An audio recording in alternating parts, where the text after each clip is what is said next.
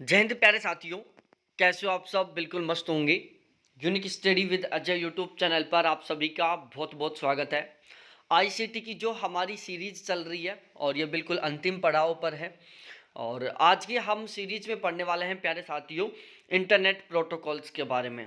ठीक है। अब भाई इंटरनेट के कुछ प्रोटोकॉल्स होते हैं, उन सभी के बारे में यहाँ पर हम बात करने वाले हैं जिनको इंटरनेट को फॉलो करना ही पड़ता है। अब प्यारे साथियों, इससे जो पिछली वाली क्लास थी उसमें मैंने आपको इंटरनेट के जो इंस्ट्रूमेंट है उनके बारे में बताया था। ठीक है। इसके अलावा मेरे प्यारे साथियों आपको मैं कंप्यूटर नेटवर्क के बारे में पढ़ाया था, टोपोलॉजी के बारे में पढ़ाया था कि नेटवर्क टोपोलॉजी होता क्या है। देखो, नेटवर्क टोपोलॉजी नेटवर्क को आपस में जोड़ने का एक तरीका होता है। नेटवर्क टोपोलॉजी क्या होता है प्यारे साथियों? नेटवर्क को जोड़ने का एक तरीका होता है। वो अलग अलग तरीके का हो सकता है, अलग अलग प्रकार का हो सकता है तरीका। इसके अलावा प्यारे साथियों कंप्यूटर नेटवर्क भी अलग अलग होता है। हो सकता है आपका खुद का पर्सनल हो सकता है किसी एक छोटे एरिया के लिए हो सकता है किसी एक बड़े एरिया के लिए हो सकता है एक बहुत ही बड़े एरिया के लिए हो। तो जो कंप्यूटर नेटवर्क है वो डिफरेंट डिफरेंट टाइप का हो सकता है, बिल्कुल 100% पॉसिबल है ये। तो उसमें हमने सबसे पहले पैन के बारे में पढ़ा था, पर्सनल एरिया नेटवर्क। उसके बाद हमने लैन के बारे में पढ़ा था, लोकल एरिया नेटवर्क। फिर उसके बाद प्यारे साथियों हमने पढ़ा था कैन के बारे में, जिसको हम बोलते हैं कैंपस एरिया नेटवर्क। फिर हमने पढ़ा था मैन के बारे में, जिसको हम बोलते हैं मेट्रोपॉलिटन एरिया नेटवर्क। फिर हमने वैन के बारे में पढ़ा था और वो मैंने आपको आरोही अवरोही क्रम में और समझाया था कि इनमें नंबर ऑफ जो कंप्यूटर जुड़ने का सीक्वेंस है एरिया वाइज किस तरीके से अवरोही क्रम में होता है, किस तरीके से आरोही क्रम में होता है। नेटवर्क में जो स्पीड होता है उसका आरोही अवरोही क्रम मैंने आपको समझाया था। तो ये सारी चीज़ें मैंने बहुत ही अच्छे से आपको समझाने की पूरी पूरी कोशिश की थी। अब यहाँ पर हम इंटरनेट के प्रोटोकॉल्स के बारे में बात करते हैं। देखो, प्रोटोकॉल क्या होते हैं? गवर्नमेंट हर साल नए नए प्रोटोकॉल लेकर आती है। तो ये प्रोटोकॉल क्या होती है? नियम होते हैं, ठीक है, जिनको फॉलो करना पड़ता है। भाई, पुलिस के प्रोटोकॉल होते हैं, गवर्नमेंट के प्रोटोकॉल होते हैं, जिन्हें हमें हर हाल में फॉलो करना होता है। बिल्कुल ठीक इसी तरीके से इंटरनेट के भी कुछ प्रोटोकॉल हैं जिसको इंटरनेट को फॉलो करना पड़ता है। तो आज हम बात करने वाले हैं कुछ ऐसे नियमों के बारे में जिनको इंटरनेट को फॉलो करना पड़ता है। इंटरनेट तथा अन्य नेटवर्क पर एक कंप्यूटर से दूसरे कंप्यूटर में डेटा का आदान प्रदान करने हेतु नियमों का जो समूह होता है उसे प्यारे साथियों हम प्रोटोकॉल कहते हैं। भाई, एक इंटरनेट और दूसरे इंटरनेट, दो इंटरनेट है, उन दोनों के बीच में हम डाटाओं का ट्रांसफर करने के लिए, डाटाओं का आदान प्रदान करने के लिए कुछ नियम होते हैं। दो नेटवर्कों के बीच में, दो नेटवर्क हैं, जैसे एक ये नेटवर्क है एक ये नेटवर्क है। इन दोनों नेटवर्कों के बीच में डाटाओं का आदान प्रदान करने के लिए प्यारे साथियों कुछ नियम बने हुए हैं और उन्हीं नियमों के समूह को हम क्या कहते हैं प्यारे साथियों? इंटरनेट प्रोटोकॉल कहते हैं। तो इंटरनेट प्रोटोकॉल आपको समझ में आ गया होगा कि कंप्यूटर नेटवर्कों के बीच में जरूरी नहीं कि दो ही हो, दो से ज़्यादा भी हो सकते हैं, कि विभिन्न कंप्यूटर नेटवर्कों के बीच में डाटाओं का ट्रांसफर करने के लिए या डाटाओं का ट्रांजैक्शन करने के लिए, ट्रांजैक्शन तो नहीं कह सकते यहाँ पर, डाटाओं का ट्रांसफर करने के लिए, डाटाओं का आदान प्रदान करने के लिए जो नियमों का समूह होता है उस समूह को प्यारे साथियों हम इंटरनेट प्रोटोकॉल कहते हैं। इन नियमों को IEEE के द्वारा प्रकाशित किया गया है। अब प्यारे साथियों, ये इंटरनेट के जो नियम हैं इन नियमों को IEEE के द्वारा बनाया गया है, प्रकाशित किया गया है। ये नियम ही डेटा का संचरण निर्धारित और शासित करने का काम करते हैं। अब प्यारे साथियों, ये जो नियम है, जो प्रोटोकॉल है, ये क्या काम करते हैं? डाटाओं को संचरित करने को निर्धारित करते हैं कि डाटाओं को हमें किस तरीके से किस डायरेक्शन में कहाँ पर भेजना है। ठीक है। साथ ही साथ इनको ये प्रॉपर वे में भेजने का काम करते हैं। इंटरनेट प्रोटोकॉल सिस्टम भारतीय डाक सेवा के समान ही काम करता है। प्यारे साथियों, जो इंटरनेट प्रोटोकॉल सिस्टम है वो इंडियन पोस्ट सर्विस की तरह, पोस्टल सर्विस की तरह काम करता है। जिस तरीके से जो भारतीय डाक सेवा है वो क्या काम करता है, हमारा जो कोरियर है उसे बिल्कुल उसी स्थान पर प्रॉपर वे में पहुंचाता है जिस स्थान पर हमें पहुंचाना है। हम अपने कोरियर को पोस्ट ऑफिस में ले जा कर देते हैं, पोस्ट ऑफिस उस कोरियर को उसी स्थान पर पहुंचाता है बिल्कुल सुरक्षित तरीके से जिस स्थान पर हम भेजना चाहते हैं। तो बिल्कुल ठीक इसी तरीके से जो इंटरनेट प्रोटोकॉल है ना, वो प्यारे साथियों सूचनाओं को बिल्कुल सुरक्षित तरीके से उसके गंतव्य स्थान तक पहुंचाने का काम करते हैं। एक कंप्यूटर से दूसरे कंप्यूटर में डाटा आईपी पैकेट्स या डाटाग्राम के रूप में भेजा जाता है। प्यारे लाडलो, ये बात बहुत इंपॉर्टेंट है, इसलिए इसको आपको ध्यान में रखना है कि एक कंप्यूटर से दूसरे कंप्यूटर में जो डाटा होते हैं ना, वो इंटरनेट प्रोटोकॉल, आईपी का फुल फॉर्म होता है प्यारे साथियों इंटरनेट प्रोटोकॉल या पैकेट्स या डाटाग्राम, इनके रूप में भेजे जाते हैं। तो ये बात भी आपको बहुत अच्छे से ध्यान में रखनी है कि एक कंप्यूटर से दूसरे कंप्यूटर में डाटा इंटरनेट प्रोटोकॉल या पैकेट्स या डाटाग्राम के रूप में भेजे जाते हैं। अब हम थोड़ा आगे बात करते हैं। टीसीपी या आईपी इंटरनेट का प्रोटोकॉल है। अब प्यारे लाडलो, आपको पता होना चाहिए कि जो इंटरनेट का प्रोटोकॉल है उसको हम टीसीपी भी कह सकते हैं और उसको हम आईपी भी कह सकते हैं। आईपी का फुल फॉर्म होता है इंटरनेट प्रोटोकॉल, टीसीपी का फुल फॉर्म होता है प्यारे साथियों ट्रांसमिशन कंट्रोल प्रोटोकॉल। तो इंटरनेट का जो प्रोटोकॉल है उसको हम टीसीपी भी कह सकते हैं, आईपी भी कह सकते हैं। आईपी का फुल फॉर्म होता है इंटरनेट प्रोटोकॉल और टीसीपी का फुल फॉर्म होता है ट्रांसमिशन कंट्रोल प्रोटोकॉल। अब प्यारे साथियों इसको हम www भी कह सकते हैं। www ये क्या है? एक इंटरनेट प्रोटोकॉल है। www इंटरनेट प्रोटोकॉल है। www इंटरनेट प्रोटोकॉल है। वर्ल्ड वाइड वेब इसकी फुल फॉर्म होती है। मैं आपको आगे बता दूंगा, अब भी इसको याद करने की जरूरत नहीं है आपको। तो टीसीपी या आईपी या www या इंटरनेट का प्रोटोकॉल, तीनों एक ही हैं। ये आपको ध्यान में रखना है। अब हम थोड़ा सा आगे चलते हैं। टीसीपी या आईपी इंटरनेट के किसी भी डाटा को भेजने का एक माध्यम है। जो टीसीपी है ट्रांसमिशन कंट्रोल प्रोटोकॉल है और जो आईपी है इंटरनेट प्रोटोकॉल है, वो किसी भी डाटा को भेजने का एक मीडियम है। जैसे इंडियन पोस्ट ऑफिस है जो हमारे कोरियर को भेजने का क्या होता है, एक मीडिएटर के रूप में काम करता है। बिल्कुल ठीक उसी तरीके से प्यारे साथियों जो टीसीपी और जो आईपी है वो एक मीडियम के रूप में काम करते हैं डाटाओं को आदान प्रदान करने में। आईपी गंतव्य स्थान का पता लिखने की औपचारिकता को पूरा करता है। अब ये बहुत ज़्यादा महत्वपूर्ण बात है, इसलिए यहाँ पर आप 10, 20, 30, 50 लाइन जितनी खींचना चाहो ना उतनी खींच दो प्यारे साथियों यहाँ पर, कि जो आईपी होता है इंटरनेट प्रोटोकॉल होता है वो गंतव्य स्थान का पता लिखने की औपचारिकता को पूरा करता है। गंतव्य स्थान का पता लिखने की औपचारिकता को पूरा करने का काम कौन करता है? इंटरनेट प्रोटोकॉल करता है। IP address internet protocol address, इसका फुल फॉर्म होता है भाई, आईपी एड्रेस का फुल फॉर्म होता है internet protocol address. IP address computer, laptop या अन्य किसी भी नेटवर्क से जुड़ने वाली डिवाइस का एक यूनिक पता होता है। ध्यान से सुनना प्यारे साथियों, जो आईपी एड्रेस है, मैंने आपको स्टार्टिंग में यहां पर एक बात बोली थी कि आईपी इंटरनेट प्रोटोकॉल गंतव्य स्थान का पता लिखने की औपचारिकता को पूरा करता है। आपको जहां पर अपना कोरियर करना है, जहां पर आप डाटा भेजना चाहते हो, तो जिस कैंडिडेट को आप डाटा भेजना चाह रहे हो, तो उस कैंडिडेट का जो पता है वो आईपी एड्रेस के रूप में लिखा जाता है।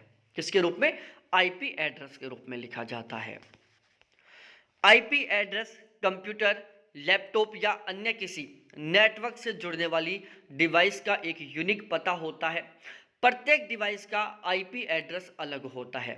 आईपी एड्रेस नेटवर्क से जुड़ी प्रत्येक डिवाइस की एक पहचान है। दोबारा से रिपीट कर रहा हूं प्यारे साथियों, आईपी एड्रेस कंप्यूटर, लैपटॉप या किसी भी नेटवर्क से जुड़ने वाली डिवाइस का एक यूनिक पता होता है। जो आईपी एड्रेस है वो कंप्यूटर, लैपटॉप या किसी भी अन्य नेटवर्क से जुड़ने वाली डिवाइस का क्या होता है? एक यूनिक एड्रेस होता है। क्या होता है? एक यूनिक एड्रेस होता है। प्रत्येक डिवाइस का आईपी एड्रेस अलग होता है। प्यारे साथियों, जैसे आपका कंप्यूटर है, आप अपने कंप्यूटर से किसी दूसरी डिवाइस को ऐड करना चाहते हो, दूसरी डिवाइस को जोड़ना चाहते हो, तो चाहे आप ब्लूटूथ से जोड़ो, चाहे वो आप केबल से जोड़ो, या फिर आप वाईफाई से जोड़ो, ठीक है, या फिर आप किसी को कोई मेल वगैरह भेज रहे हो तो उसका एड्रेस ऐड कर रहे हो। तो प्यारे साथियों, जो आईपी एड्रेस होता है वो किसी भी कंप्यूटर, लैपटॉप या अन्य किसी नेटवर्क से जुड़ने वाली डिवाइस का क्या होता है, एक यूनिक एड्रेस होता है। अब यूनिक एड्रेस भाई आप पोस्ट ऑफिस से कोरियर करवाते हो, ठीक है, आपके पास 5 कोरियर है, 5 के 5 कोरियरों को आप अलग अलग जगह भेजोगे, तो उनके क्या होंगे, अलग अलग एड्रेस होंगे। भाई हर एक कैंडिडेट का एक यूनिक एड्रेस होता है। ऐसे थोड़ी ना है कि भारत में 50 ऐसे लोग हैं जिनका कॉमन एड्रेस है, नहीं है ना ऐसा। आपका खुद का जो एड्रेस है वो आपका खुद का पर्सनल यूनिक है। हो सकता है आपके गांव में आपके नाम के 5 कैंडिडेट हो, लेकिन उनके पेरेंट्स का नाम, उनके मोबाइल नंबर किसी ना किसी तरीके से तो अलग है ना आपका एड्रेस, जो सभी से बिल्कुल यूनिक है। तो बिल्कुल उसी तरीके से प्यारे साथियों, जो आईपी एड्रेस होता है ना वो एक यूनिक एड्रेस होता है। प्रत्येक डिवाइस का आईपी एड्रेस बिल्कुल अलग अलग होता है। जैसे आपका एड्रेस अलग अलग है, बिल्कुल ठीक उसी तरीके से प्रत्येक आईपी एड्रेस, प्रत्येक डिवाइस का आईपी एड्रेस भी अलग होता है। आईपी एड्रेस नेटवर्क से जुड़ी प्रत्येक डिवाइस की एक पहचान है। ये सबसे ज़्यादा महत्वपूर्ण बात है कि जो आईपी एड्रेस है ना वो नेटवर्क से जुड़ी हुई प्रत्येक डिवाइस की क्या है, एक पहचान है।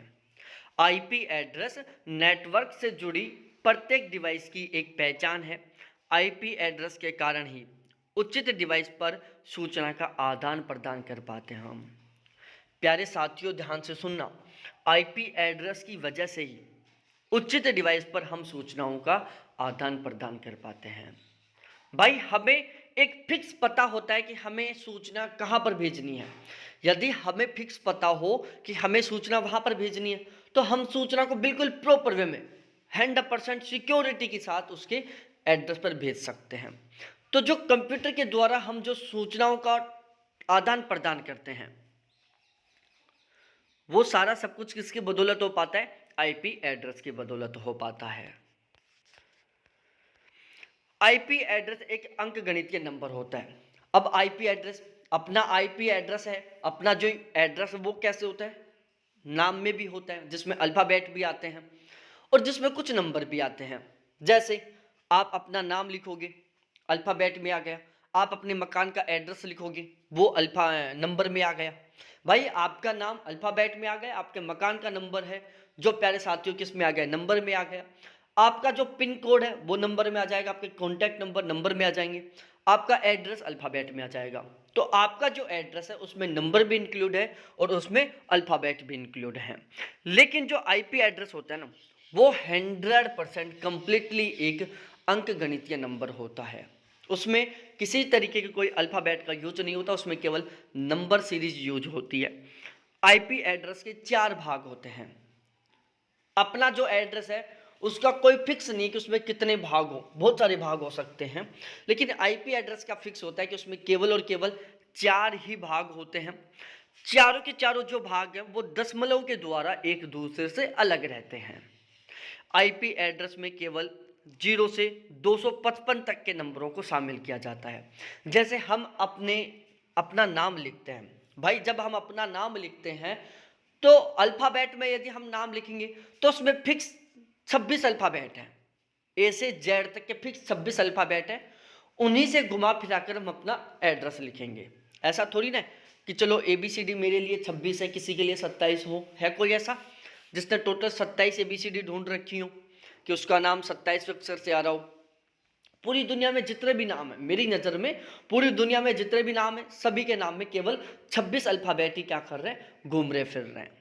बिल्कुल ठीक इसी तरीके से प्यारे साथियों, जो आईपी एड्रेस होता है ना उसमें केवल 0 से लेकर 255 तक कुल 256 अंक शामिल हैं। ध्यान रखना भाई। अब आप सोचोगे कि सर 0 से 255 और फिर टोटल 256 कैसे हो गए। मैं आपको बोलूं 0 से 5 तक, कुछ लोगों की नज़र में 5 आएगा, लेकिन काउंट करो 0 1 2 3 4 और 5, टोटल 6 हो गए। तो 0 से 5 तक टोटल नंबर कितने हो गए, 6 हो गए। तो इसी तरीके से प्यारे साथियों जो आईपी एड्रेस होता है उसमें 0 से 255 तक के नंबर शामिल होते हैं, जो टोटल 256 होते हैं। कितने होते हैं, टोटल 256 होते हैं। अब आईपी एड्रेस किस तरीके से होगा, यहाँ से क्वेश्चन बन चुका है, ठीक है, यहाँ से क्वेश्चन बन चुका है, इसलिए आपको थोड़ा सा सही ढंग से तैयार करना है और यहाँ पर आपको एग्जाम्पल भी तैयार करना है। अब मैं आपको एग्जाम्पल किस तरीके से तैयार करना है यह मैं आपको यहाँ पर समझाता हूँ अच्छे से, जिससे कि यदि कोई भी क्वेश्चन बने तो आप उसको 100% ठीक ही कर पाएँ। ठीक है, फिर चाहे क्वेश्चन कितना भी घुमा फिरा के क्यों ना पूछे, वो हमारा क्वेश्चन 100% हर हाल में ठीक हो। अब देखो, एक बार क्वेश्चन बन चुका है, लगभग 2018 में बना था, आईपी एड्रेस का थोड़ा सा घुमा फिरा के क्वेश्चन बनाया था उन्होंने, और घुमा फिरा के क्या किया था उन्होंने, एग्जाम्पल दे दिया था। अब प्यारे साथियों, मैंने यहाँ पर 4 बातें बोली हैं आईपी एड्रेस के बारे में। पहला, आईपी एड्रेस अंकगणितीय नंबर में होता है। दूसरा, आईपी एड्रेस के केवल 4 भाग होती हैं। तीसरा, आईपी एड्रेस में जो चारों के चारों भाग है वो आपस में दशमलव के द्वारा अलग होते हैं। और चौथी बात प्यारे साथियों, कि आईपी एड्रेस में केवल 0 से 255 तक के नंबर शामिल होते हैं। अब मैं आपसे पूछूं, क्वेश्चन बनेगा कि निम्नलिखित में कौन सा एक उचित आईपी एड्रेस है। अब पहला कंडीशन देखो प्यारे साथियों, आपको एक उचित आईपी एड्रेस की पहचान करनी है कि एक उचित आईपी एड्रेस क्या है, और मैं उसके एग्जाम्पल लिखता हूं आपको और बताना है आपको। पहला एग्जाम्पल,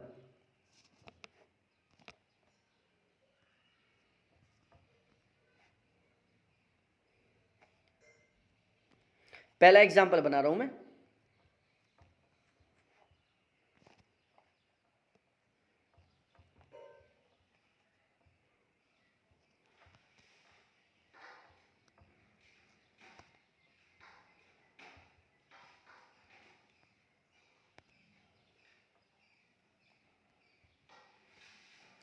ठीक है,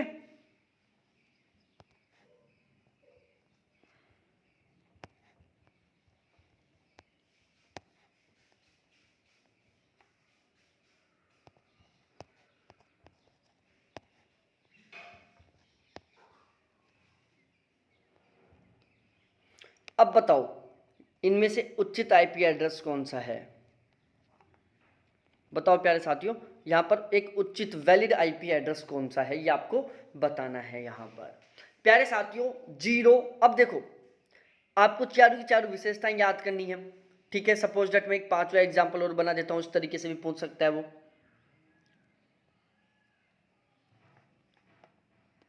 ठीक है, 5वां एग्जाम्पल और बना देता हूँ मैं।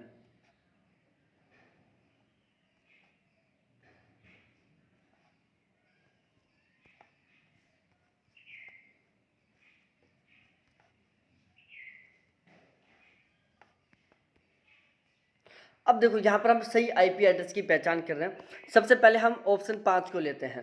प्यारे साथियों, यहाँ पर टोटल 5 नंबर हैं, क्या 5 भाग है, 1 भाग, 2 भाग, 3 भाग, 4 भाग, 5 भाग, जबकि आईपी एड्रेस के केवल 4 भाग हैं, तो ये गलत। आईपी एड्रेस में 4 भाग तो 1 भाग, 2 भाग, 3 भाग, 4 भाग, लेकिन यहाँ पर दशमलव की बजाय कोमा का यूज हो रहा है। भाई आईपी एड्रेस के 4 भाग होते हैं, चारों के चारों भाग आपस में दशमलव से अलग होते हैं, जबकि ये कोमा से अलग हो रहा है, इसलिए ये भाग कैंसिल। ठीक है, उसके बाद आईपी एड्रेस में यहाँ पर देखो बी 129A49, जबकि आईपी एड्रेस में केवल अंकगणितीय ही शामिल होते हैं, तो यहाँ पर प्यारे साथियों अल्फ़ाबेट है बी और ए, इसलिए ये गलत। 0 149 365 40 आईपी एड्रेस है जो 0 से 255 तक ही होता है, जबकि यहाँ पर 365 है, इसलिए ये गलत। 0 14 36 155 चारों चारों दशमलव से अलग हो रहे हैं, केवल 4 ही भाग हैं, इसलिए ये यहाँ पर बिल्कुल ठीक होगा। तो सही आईपी एड्रेस कौन सा है, यहाँ पर ऑप्शन डी है यहाँ पर। ठीक है, आ गया ना समझ में। अब आईपी के वर्जन, अब जो आईपी एड्रेस है इसके कुछ अलग अलग वर्जन हैं। इन वर्जनों के बारे में हम पढ़ते हैं कि आईपी एड्रेस के क्या क्या वर्जन हैं। प्यारे साथियों, अब तक आईपी एड्रेस के टोटल 2 वर्जन आए हैं, जिसमें पहला है आईपी, मतलब वर्जन टोटल 5 आ चुके हैं, और हम यहाँ पर टोटल 2 वर्जनों के बारे में बात करते हैं। ये नहीं याद करना है कि आपको कुल कितने वर्जन नहीं है, हमें केवल इन 2 वर्जनों के बारे में पढ़ना है कि आईपी एड्रेस वर्जन 4 और वर्जन 6, क्योंकि यहाँ से क्वेश्चन बन चुका है, इसलिए हम इसको पढ़ने वाले हैं। बहुत महत्वपूर्ण है ये, फिलहाल का लेटेस्ट है, इसलिए हमें इसे पढ़ना जरूरी है। तो प्यारे साथियों, आईपी वर्जन 4 और आईपी वर्जन 6। अब आईपी वर्जन 4 क्या है, आईपी वर्जन 6 क्या है। अब देखो दोनों में अंतर। आईपी वर्जन 4 इसमें 32 बिट्स लंबाई का एड्रेस होता है, 32 बिट्स लंबाई का एड्रेस होता है। आईपी वर्जन 4 एड्रेस एक बाइनरी संख्या होती है जिसे डेसिमल में प्रदर्शित किया जाता है। ध्यान से सुनना, आईपी एड्रेस वर्जन 4 32 बिट्स लंबाई का एड्रेस होता है। आईपी वर्जन 4 एड्रेस एक बाइनरी संख्या होती है जिसे डेसिमल में प्रदर्शित किया जाता है। अब हम थोड़ा आगे बात करते हैं। यह एक न्यूमेरिक एड्रेस होता है जिसमें 4 फील्ड्स होते हैं और ये डॉट के द्वारा अलग रहते हैं। प्यारे साथियों, जो आईपी एड्रेस वर्जन 4 है ये एक न्यूमेरिक एड्रेस होता है। इसमें कुल 4 फील्ड्स होते हैं और ये चारों के चारों प्यारे साथियों डॉट के द्वारा एक दूसरे से अलग रहते हैं। जैसे ये इसका एक सबसे प्यारा एग्जाम्पल है। अब हम बात करें थोड़ा सा आगे इंटरनेट प्रोटोकॉल वर्जन 6 के बारे में। इसमें एड्रेस की जो लंबाई होती है वो प्यारे साथियों 128 बिट्स की होती है, जबकि आईपी वर्जन 4 में जो बिट्स की लंबाई थी, एड्रेस की लंबाई थी, वो कितनी थी, 32 बिट थी। यहाँ पर 128 बिट्स है। IP address, IP internet protocol version 6 address भी बाइनरी संख्या में होता है। इसे हेक्साडेसिमल में प्रदर्शित किया जाता है। इसको किस में प्रदर्शित किया जा रहा है प्यारे साथियों, हेक्साडेसिमल में। जबकि जो आईपी वर्जन 4 है उसे हम डेसिमल में प्रदर्शित कर रहे हैं, जबकि वर्जन 6 को हेक्साडेसिमल में प्रदर्शित किया जा रहा है। यह एक अल्फा न्यूमेरिक एड्रेस होता है जिसमें 8 फील्ड्स होते हैं और ये फील्ड्स कोलोन के द्वारा एक दूसरे से अलग रहते हैं। दोबारा से मैं रिपीट कर रहा हूं प्यारे साथियों, जो इंटरनेट प्रोटोकॉल वर्जन 4 होता है वो न्यूमेरिक होता है और उसके जो भाग हैं वो डॉट के द्वारा अलग रहते हैं और उसका मैंने एग्जाम्पल समझा दिया था अभी। ठीक उसी तरीके से जो इंटरनेट प्रोटोकॉल वर्जन 6 है वो एक अल्फा न्यूमेरिक एड्रेस होता है जिसमें 8 फील्ड्स होते हैं और ये फील्ड्स प्यारे साथियों कोलोन के द्वारा एक दूसरे से अलग रहते हैं।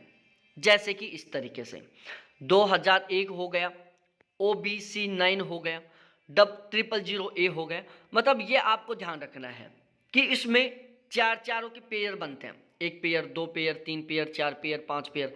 मतलब जितने भी पेयर बनेंगे वो 4 डिजिट के बनेंगे। दूसरी बात, वो जो 4 डिजिट हैं वो नंबर भी हो सकता है और वो अल्फ़ाबेट भी हो सकता है। जो इंटरनेट प्रोटोकॉल वर्जन 6 है उसमें 4 के पेयर बनते हैं। 4 वाले पेयर में जितने भी डिजिट हैं वो प्यारे साथियों नंबर भी हो सकते हैं और वो अल्फ़ाबेट भी हो सकते हैं। इसके अलावा प्यारे साथियों इसमें दशमलव के द्वारा पेयर आपस में अलग नहीं होते। जो इसके भाग हैं वो दशमलव से अलग नहीं होते बल्कि कोलोन के द्वारा अलग रहते हैं। तो यहाँ पर देख लो प्यारे साथियों, सभी भाग हैं जो कोलोन के द्वारा एक दूसरे से अलग हो रहे हैं। तो ये था इंटरनेट प्रोटोकॉल के वर्जन। अब हम बात करते हैं FTP, फाइल ट्रांसफर प्रोटोकॉल। इसका उपयोग फाइलों को विभिन्न नेटवर्क पर ट्रांसफर करने के लिए किया जाता है।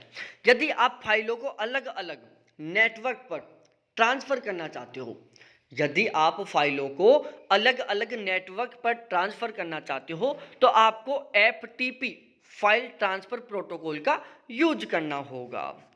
उसके बाद हम बात करते हैं SMTP, simple mail transfer protocol. SMTP, simple mail transfer protocol email address के आधार पर किसी एक कंप्यूटर से मैसेजेस को अन्य कंप्यूटर भेजने का एक सिस्टम है। SMTP विभिन्न नेटवर्क में यूजर्स को मेल का आदान प्रदान करता है। इंटरनेट पर ईमेल का आदान प्रदान करने का जिम्मा SMTP के पास होता है। अब बस यहाँ पर आपको सिंपल इतना सा याद करना है, SMTP का फुल फॉर्म क्या है, सिंपल मेल ट्रांसफर प्रोटोकॉल।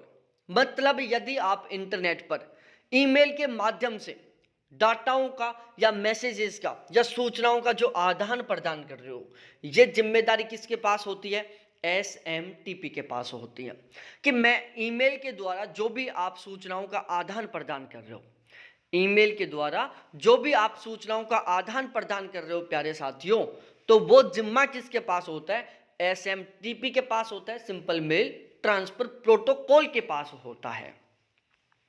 याद करने की जरूरत है नहीं, SMM mail mail mail mail mail शब्द यहाँ पर नाम में ही आ रहा है। अब हम HTTP के बारे में बात करते हैं, हाइपर टेक्स्ट ट्रांसफर प्रोटोकॉल के बारे में। हाइपर टेक्स्ट ट्रांसफर प्रोटोकॉल, इसका उपयोग वेब पर डाटा ट्रांसफर करने के लिए किया जाता है। हाइपर टेक्स्ट ट्रांसफर प्रोटोकॉल, इसका उपयोग वेब पर डाटाओं को ट्रांसफर करने के लिए किया जाता है। फिर से मैं रिपीट कर रहा हूं प्यारे साथियों, हाइपर टेक्स्ट ट्रांसफर प्रोटोकॉल का उपयोग वेब पर डाटाओं को ट्रांसफर करने के लिए किया जाता है। फिर से रिपीट कर रहा हूं, HTTP hyper text transfer protocol का उपयोग प्यारे साथियों वेब पर डाटाओं को ट्रांसफर करने के लिए किया जाता है। HTTP सर्वर क्लाइंट मॉडल का उपयोग करता है। जो हाइपर टेक्स्ट ट्रांसफर प्रोटोकॉल है प्यारे साथियों, ये सर्वर क्लाइंट मॉडल का उपयोग करता है। HTTP www के लिए डेटा का संचार का आधार है। www के लिए डाटा संचार का आधार क्या है प्यारे साथियों? HTTP है, हाइपर टेक्स्ट ट्रांसफर प्रोटोकॉल है। www का फुल फॉर्म क्या है? वर्ल्ड वाइड वेब है। World wide web, world wide web. तो www के लिए डेटा संचार का आधार क्या है? HTTP है। अब हम बात करते हैं HTTPS के बारे में। अब ये HTTPS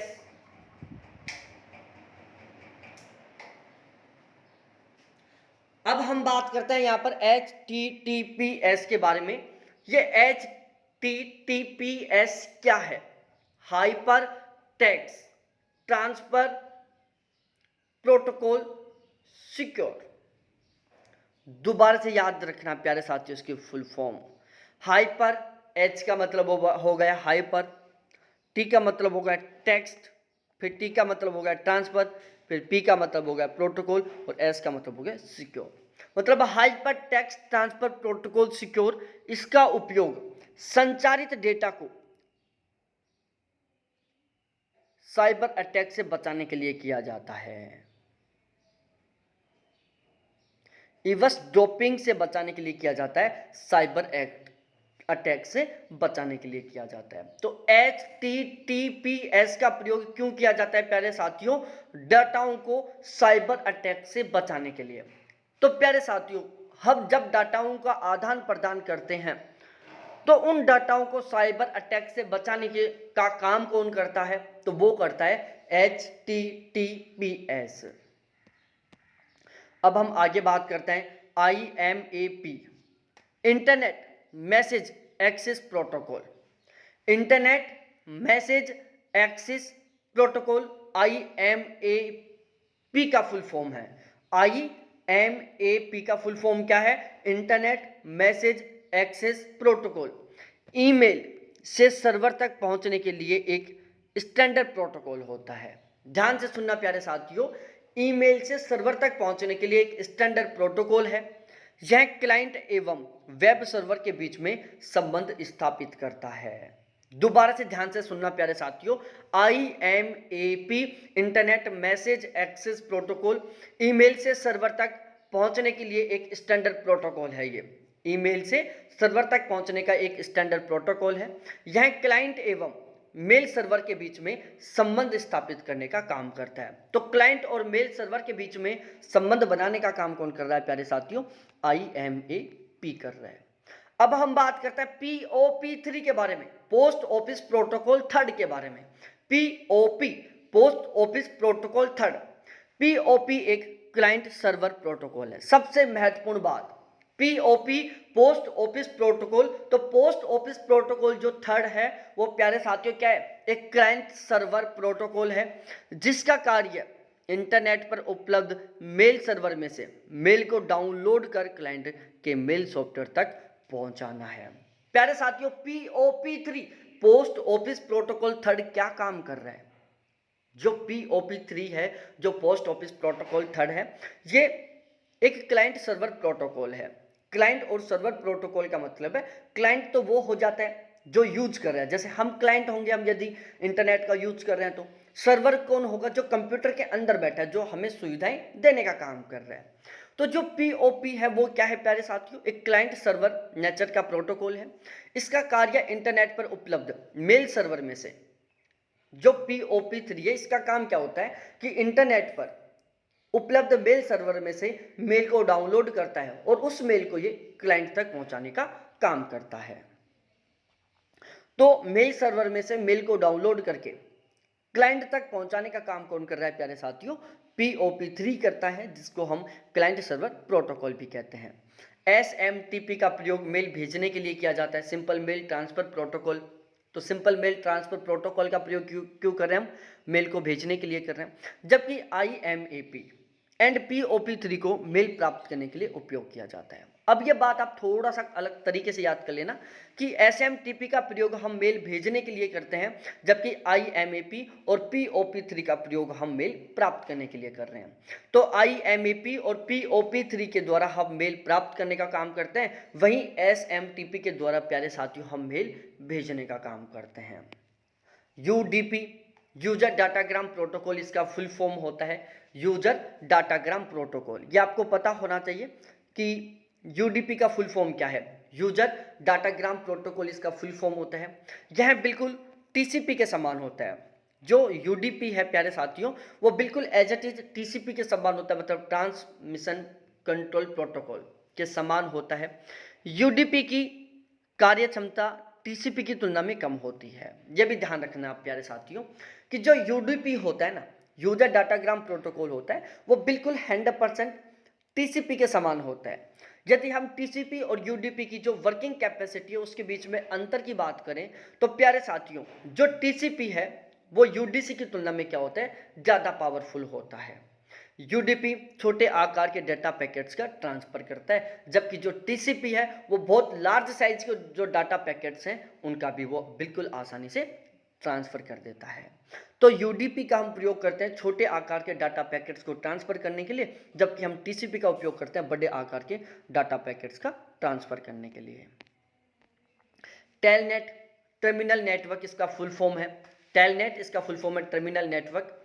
इसका प्रयोग इंटरनेट या लैन में रिमोट कंप्यूटर को जोड़ने के लिए किया जाता है, इसको हम रिमोट लॉग इन भी कहते हैं। तो ये आपको ध्यान रखना है प्यारे साथियों, जो टेलनेट है इसका फुल फॉर्म होता है टर्मिनल नेटवर्क। इसका प्रयोग इंटरनेट या लैन में रिमोट कंप्यूटर को जोड़ने के लिए किया जाता है, इसको हम रिमोट लॉग इन भी कहते हैं। तो जो टेलनेट है इसका फुल फॉर्म होता है टर्मिनल नेटवर्क। इसका प्रयोग हम नेटवर्क, जो भाई टेलनेट है जिसको हम फुल फॉर्म होता है टर्मिनल नेटवर्क, दोबारा से मैं रिपीट कर रहा हूँ, टेलनेट का फुल फॉर्म होता है टर्मिनल नेटवर्क। टेलनेट का प्रयोग इंटरनेट या लैन में रिमोट कंप्यूटर को जोड़ने के लिए किया जाता है। इंटरनेट या लैन में रिमोट कंप्यूटर को जोड़ने के लिए हम टेलनेट का प्रयोग करते हैं। इसको रिमोट लॉग इन भी कहा जाता है। जो टेलनेट है इसको प्यारे साथियों रिमोट लॉग इन भी कहते हैं। उसके बाद हम बात करें गोफर के बारे में। गोफर क्या है, इसका उपयोग रिमोट साइटों से डॉक्यूमेंट्स को खोजने और पुनः प्राप्त करने के लिए किया जाता है। यदि आप वेबसाइटों के ऊपर डाटाओं को खोजने का काम करते हो, भाई हम वेबसाइट पर डाटा खोजते हैं, जैसे हमने कुछ भी सर्च किया, वेबसाइट के ऊपर बहुत सारा लाखों में कंटेंट अपलोड रहता है। भाई आप कोई भी वेबसाइट खोल के देखो, उस वेबसाइट के सर्वर पर बहुत सारा कंटेंट अपलोड रहता है। अब हमने कोई भी डाटा सर्च किया तो उस वेबसाइट में से, भाई वेबसाइट पर हजारों में लाखों में क्या है, सर्वर है, डाटा अवेलेबल है। ये वेबसाइट है, वेबसाइट का सर्वर, और इस वेबसाइट के सर्वर पर टोटल 1 लाख प्रकार के डाटा अवेलेबल हैं। अब हमने कोई स्पेशल डाटा खोजना चाहा, जैसे हमने गूगल पर सर्चिंग में डाला, कोई भी हमें ढूंढना है, जैसे ये एक वेबसाइट है ज्योग्राफी की, मैं एक एग्जांपल दे रहा हूँ आपको, ये एक ज्योग्राफी की वेबसाइट है और इस ज्योग्राफी की वेबसाइट के ऊपर ज्योग्राफी का कंप्लीट कंटेंट अवेलेबल है। अब मैंने गूगल पर सर्च किया कि भाई भारत का क्षेत्रफल कितना है, इस वेबसाइट पर गया, अब इस वेबसाइट पर 1 लाख डाटा अवेलेबल है। अब 1 लाख में से मेरे क्वेश्चन का आंसर क्या है, ये भी तो ढूंढना पड़ेगा इसको। तो भाई ये ढूंढने का काम कौन करेगा, गोफर करेगा। गोफर क्या करेगा, मेरा जो क्वेश्चन है उसका आंसर ढूंढने का काम करेगा उस वेबसाइट से। तो अब समझ में आ गया होगा आपको कि इसका उपयोग रिमोट साइटों से डॉक्यूमेंट्स को खोजने और उसे पुनः प्राप्त करने के लिए किया जाता है। यह क्लाइंट सर्वर सिद्धांत पर आधारित होता है। क्लाइंट सर्वर, भाई मैं क्लाइंट था, गोफर मेरे क्वेश्चन का आंसर ढूंढने की कोशिश कर रहा था, और वो आंसर कहां से ढूंढ रहा था, सर्वर से ढूंढ रहा था, जो वेबसाइट का सर्वर था वहां से ढूंढ रहा था। तो गोफर क्या काम कर रहा है, क्लाइंट सर्वर सिद्धांत पर काम कर रहा है। अब हम बात करते हैं ट्रिपल पी के बारे में। ट्रिपल पी क्या होता है, point two point protocol. Triple P का फुल फॉर्म होता है पॉइंट टू पॉइंट प्रोटोकॉल। सबसे ज्यादा प्रयोग किया जाने वाला प्रोटोकॉल है। इसका प्रयोग मोडेम के द्वारा कंप्यूटर को इंटरनेट सर्विस प्रोवाइड करने, इसका प्रयोग मोडेम के द्वारा कंप्यूटर को आईएसपी के सर्वर से जोड़ने के लिए किया जाता है। आईएसपी का फुल फॉर्म क्या होता है, इंटरनेट सर्विस प्रोवाइडर होता है। तो जो ट्रिपल पी है, सबसे पहले आपको ट्रिपल पी का फुल फॉर्म याद करना है, पॉइंट टू पॉइंट प्रोटोकॉल इसका फुल फॉर्म होता है। सबसे ज्यादा प्रयोग किया जाने वाला प्रोटोकॉल है जो ट्रिपल पी प्रोटोकॉल है। प्यारे साथियों, इसका सबसे ज्यादा यूज होता है। इसका उपयोग मोडेम के द्वारा कंप्यूटर को आईएसपी के सर्वर से जोड़ने के लिए किया जाता है। तो मोडेम के द्वारा कंप्यूटर को आईएसपी के सर्वर से जोड़ने का काम किसके द्वारा किया जाता है प्यारे साथियों, ट्रिपल पी के द्वारा किया जाता है, पॉइंट टू पॉइंट प्रोटोकॉल के द्वारा किया जाता है। अब हम बात करते हैं वेब ब्राउज़र के बारे में। प्यारे साथियों, जितने भी प्रोटोकॉल्स थे वो हमने बहुत अच्छे से पढ़ लिया। ऑलमोस्ट ज़्यादातर ऐसे नहीं है जहाँ पर आप कंफ्यूज होंगे, एक दो हैं जो आपको डायरेक्टली याद रखने पड़ेंगे। बाकी कुछ ऐसे भी थे जो हम केवल नाम से समझ सकते हैं, उनको मैंने नाम से समझाने की कोशिश की आपको, जिससे कि आपको बार बार रटना ना पड़े, कंफ्यूज ना हो। और जैसे ही क्लास कंप्लीट हो प्यारे साथियों, उसके तुरंत बाद आपको 15 से 20 मिनट का टाइम देना है और एक बार स्पीड से दोबारा से यहीं की यहीं रिवीजन करना है, जिससे कि यहीं पर इसका काम खत्म हो जाए। अब हम वेब ब्राउज़र के बारे में बात करते हैं कि वेब ब्राउज़र क्या होता है। आपके मोबाइल फ़ोन में भी वेब ब्राउज़र होगा, आपको पता होगा। आप सोच रहे होंगे कि यार वेब ब्राउज़र कहाँ है, अब ढूंढ रहे होंगे गूगल पर, अपने फ़ोन की एप्लीकेशनों को ढूंढोगे आपकी वेब ब्राउज़र कहाँ मेरे फ़ोन में। वेब ब्राउज़र एक प्रकार का एप्लीकेशन सॉफ्टवेयर है। अब एप्लीकेशन सॉफ्टवेयर क्या है, इसकी विशेषता आपको याद आ जानी चाहिए, क्योंकि एप्लीकेशन सॉफ्टवेयर में पढ़ा चुका। भाई एप्लीकेशन सॉफ्टवेयर क्या है, एक ऐसा सॉफ्टवेयर है जिसे हम अपने विशेष कार्यों के लिए तैयार करवाते हैं। भाई एप्लीकेशन सॉफ्टवेयर क्या है, एक ऐसा सॉफ्टवेयर है जिसे हम अपनी ज़रूरत के अकॉर्डिंग, अपनी आवश्यकता के अनुसार डिजाइन करवाते हैं। तो वेब ब्राउज़र भी क्या है प्यारे साथियों, एक प्रकार का एप्लीकेशन सॉफ्टवेयर है जो कि विश्वव्यापी वेब www या स्थानीय सर्वर पर उपलब्ध लेख, छवियों, चलचित्रों, संगीत और अन्य जानकारियों इत्यादि को देखने में प्रयुक्त होता है। प्यारे साथियों ध्यान रखना, जो वेब ब्राउज़र है एक प्रकार का एप्लीकेशन सॉफ्टवेयर है जो कि विश्वव्यापी web www world wide web का या स्थानीय सर्वर पर उपलब्ध लेख, छवियों, चलचित्रों, संगीत एवं अन्य जानकारियों को दिखाने में काम आता है। वेब ब्राउज़र www पर उपलब्ध कंटेंट को खोजने, प्राप्त करने एवं प्रदर्शित करने में काम आता है। प्यारे साथियों, वेब ब्राउज़र का क्या काम करता है, वेब ब्राउज़र क्या काम करता है, www पर जो उपलब्ध कंटेंट है उसको खोजने, उसको प्राप्त करने, उसे प्रदर्शित करने का काम करता है। तो वर्ल्ड वाइड वेब के ऊपर जितना भी कंटेंट अवेलेबल है उस कंटेंट की खोज करना, उस कंटेंट को प्राप्त करना, उस कंटेंट को प्रदर्शित करना, ये काम किसके द्वारा किया जाता है, वेब ब्राउज़र के द्वारा किया जाता है। भाई हम कोई भी चीज़ें ढूंढते हैं तो हम कहाँ पर जाते हैं, सबसे पहले वेब ब्राउज़र खोलते हैं, फिर वेब ब्राउज़र खोल के हम गूगल खोलते हैं। वेब पर उपलब्ध समस्त सामग्री HTML भाषा में लिखी होती है। ध्यान रखना प्यारे साथियों, वेब पर या वेबसाइट के ऊपर जितना भी कंटेंट लिखा होता है ना, वो सारा का सारा कंटेंट प्यारे साथियों HTML भाषा में लिखा होता है। हाइपर टेक्स्ट मार्कअप लैंग्वेज इसका फुल फॉर्म होता है। आगे मैं आपको ये बता दूंगा, क्योंकि जब मैं आपको HTML पढ़ाऊंगा वहां पर समझा दूंगा। यहाँ पर मैं आपको बता देता हूँ कि HTML का फुल फॉर्म क्या होता है, hyper text markup language.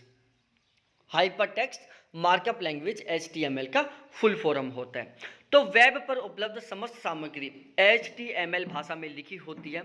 Web browser से सर्च करने के लिए सर्च बार में वेबसाइट का URL लिखा जाता है। URL का फुल फॉर्म क्या है प्यारे साथियों, बताओ URL का फुल फॉर्म क्या है।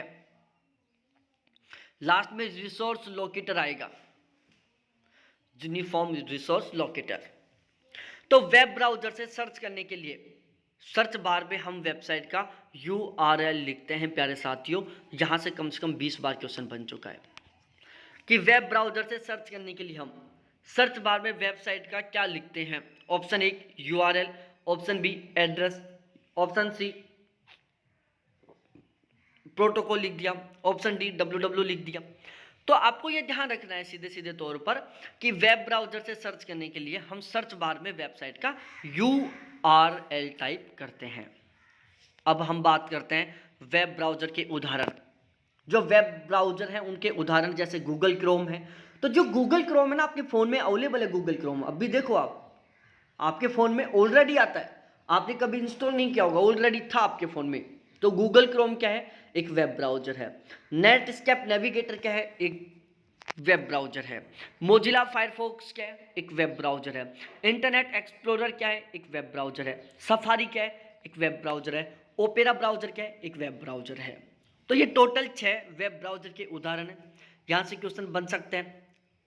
डायरेक्टली क्वेश्चन तो नहीं बनेगा क्योंकि इतना इजी पेपर नहीं आता, मिलान करके क्वेश्चन पूछ लेगा कि वेब ब्राउजर के उदाहरण कौन कौन से हैं। तो गूगल क्रोम हो गया, मोजिला फायरफॉक्स हो गया, इंटरनेट एक्सप्लोरर हो गया, सफारी हो गया, ओपेरा ब्राउजर हो गया, नेटस्केप नेविगेटर हो गया।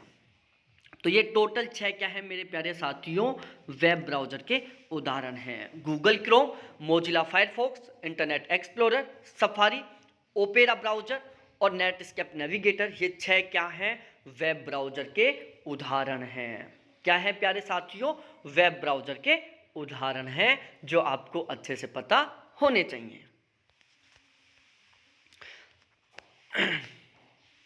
चलो हम www के बारे में भी बात कर लेते हैं। बहुत सारी बार मैंने शब्द का यूज किया है। www का फुल फॉर्म होता है world wide web. World wide web, world wide web. www को 1989 में टिम बर्नर्स के द्वारा विकसित किया गया था। प्यारे साथियों, जो www है, वर्ल्ड वाइड वेब है, इसको 1989 में टिम बर्नर्स के द्वारा विकसित किया गया। www एक ओपन सोर्स इंफॉर्मेशन स्पेस है। ओपन सोर्स इंफॉर्मेशन स्पेस है। www जानकारी युक्त पेजों का एक विशाल संग्रह है जिसमें सभी पेज हाइपरलिंक के माध्यम से आपस में जुड़े होते हैं। भाई www एक ओपन सोर्स इंफॉर्मेशन स्पेस है। www जानकारी युक्त पेजों का एक विशाल संग्रह है जिसमें सभी पेज हाइपरलिंक के माध्यम से आपस में जुड़े होते हैं। वेब पेजों के समूह को हम वेबसाइट कहते हैं। ध्यान से सुनना प्यारे साथियों, जो वेब पेजों का समूह होता है उसे हम वेबसाइट कहते हैं। वेबसाइट पर उपस्थित सभी page HTML hypertext markup language में लिखे होते हैं। वेबसाइट पर उपस्थित सभी के सभी पेज प्यारे साथियों HTML हाइपरटेक्स्ट मार्कअप लैंग्वेज में लिखे होते हैं। वेब पेज से संपर्क करने के लिए HTTP का प्रयोग किया जाता है, हाइपरटेक्स्ट ट्रांसफर प्रोटोकॉल का प्रयोग किया जाता है। वेब पेज से संपर्क करने के लिए प्यारे साथियों किसका प्रयोग करते हैं, HTTP का प्रयोग करते हैं। किसी वेबसाइट के नाम को उसका URL भी कहा जाता है। किसी वेबसाइट को खोजने के लिए वेबसाइट के URL को ब्राउजर के सर्च बार में लिखकर सर्च करते हैं। प्यारे साथियों, आप कोई भी चीज़ सर्च करना चाहते हो तो आपको क्या करना होगा, उस वेबसाइट के URL को, उस वेबसाइट के URL को आपको सर्च बार में लिखना पड़ेगा और उसके बाद आपको सर्च करना पड़ेगा। ठीक है, तो यदि आप कोई भी कंटेंट ढूंढना चाहते हो तो आपको क्या करना पड़ेगा, उस वेबसाइट के URL को सर्च बार में लिखकर और फिर सर्च करना पड़ेगा और फिर आपको आपके जो भी क्वेश्चन है, जो भी आप सर्च करना चाहते हो वो आपको मिल जाएगा। तो ध्यान रखना प्यारे साथियों, कोई भी इंफॉर्मेशन सर्च करने के लिए हम वेबसाइट का URL सर्च बार में लिखकर और फिर सर्च करते हैं। यहाँ से बहुत सारी बार क्वेश्चन बन चुका है। अब हम बात करेंगे डोमेन नेम के बारे में, जो पढ़ेंगे हम कल वाली क्लास में। कल मिलते हैं हम फुल पॉजिटिविटी के साथ, मोटिवेशन के साथ, डेडिकेशन के साथ। बहुत बहुत धन्यवाद आपको देखने के लिए। थैंक्स बाय मेरे प्यारे साथियों, फिर मिलते हैं कल वाली क्लास में।